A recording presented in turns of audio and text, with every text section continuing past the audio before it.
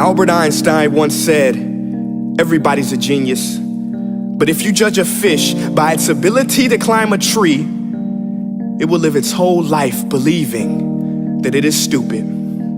Ladies and gentlemen of the jury, today on trial we have modern day schooling. Glad you could come. Not only does he make fish climb trees, but also makes them climb down and do a 10-mile run. Tell me, school, are you proud of the things you've done?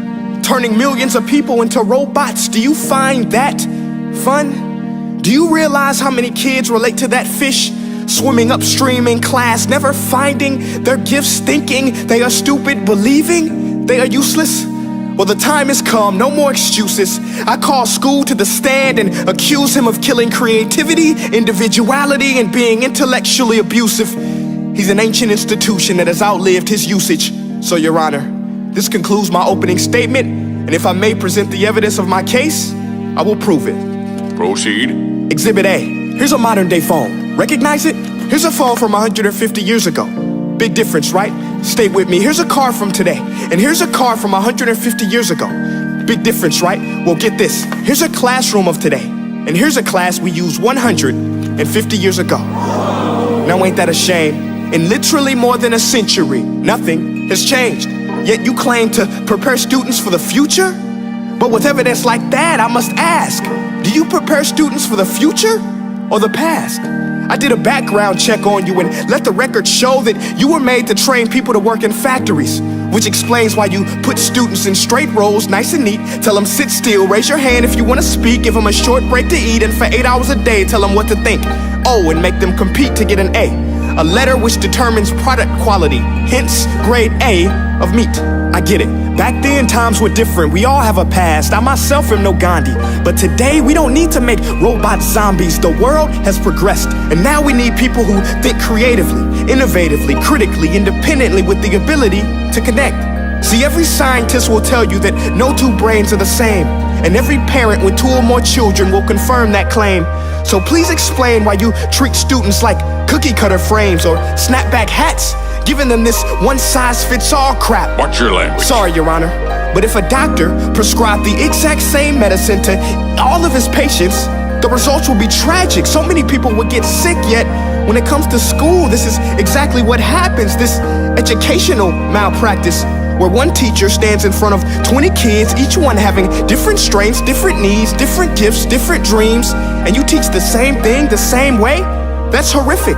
Ladies and gentlemen, the defendant should not be acquitted. This may be one of the worst criminal offenses ever to be committed. And let's mention the way you treat your employees. Objection. Overruled. I want to hear this. It's a shame. I mean, teachers have the most important job on the planet, yet they're underpaid?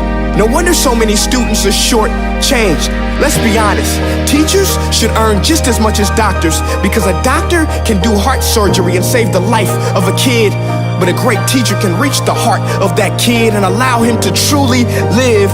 See, teachers are heroes that often get blamed, but they're not the problem. They work in a system without many options or rights. Curriculums are created by policymakers, most of which have never taught a day in their life. Just obsessed with standardized tests. They think bubbling in a multiple choice question will determine success. That's outlandish. In fact, these tests are too crude to be used and should be abandoned, but don't take my word for it. Take Frederick J. Kelly, the man who invented standardized testing, who said, and I quote, "These tests are too crude to be used and should be abandoned." Ladies and gentlemen of the jury, if we continue down this road, the results will be lethal. I don't have much faith in school, but I do have faith in people. And if we can customize healthcare, cars, and Facebook pages, then it is our duty to do the same for education, to upgrade it, change it, do away with school spirit, because that's useless. Unless we're working to bring the spirit out of each and every student, that should be our task.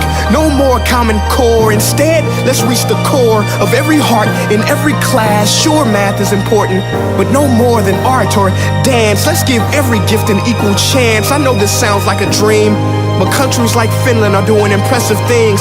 They have shorter school days, teachers make a decent wage, homework is non-existent, and they focus on collaboration instead of competition. But here's the kicker, boys and girls. Their educational system outperforms every other country in the world. Other places like Singapore are succeeding rapidly. Schools like Montessori, programs like Khan Academy, there is no single solution. But let's get moving, because while students may be 20% of our population, they are 100% of our future. So let's attend to their dreams, and there's no telling what we can achieve. This is a world in which I believe, a world where fish are no longer forced to climb trees. I'll rest my case.